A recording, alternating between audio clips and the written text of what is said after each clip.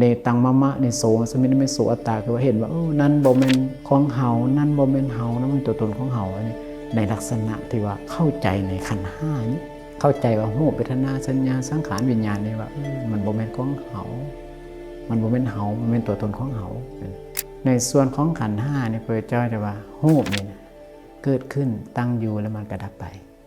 เวทนาก็เกิดขึ้นตั้งอยู่ดับไปสัญญาก็เกิดขึ้นตั้งอยู่ดับไปสังขารก็เกิดขึ้นตั้งอยู่ดับไปวิญญาณก็เกิดขึ้นตั้งอยู่ดับไปแล้วจังเห็นเข้าไปตื่นอีกว่าสัพเพธรรมานารังอภินิเวสัยเนี่ยคือว่าสิ่งทั้งหลายทั้งปวงบุคคลเข้าไปยึดมั่นถือมั่นว่าเป็นตัวของเขาอันนี้มันจะเข้าใจไปตามธรรม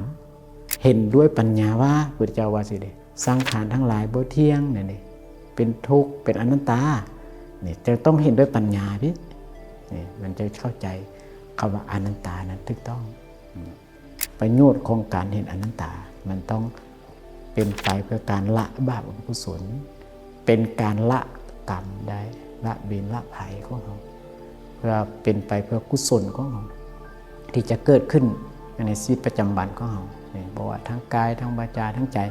นี่จนว่าความเป็นอนัตตานี่คือว่าเห็นว่ามันบ่แม่นตัวตนตามความเป็นจริงของสัจธรรม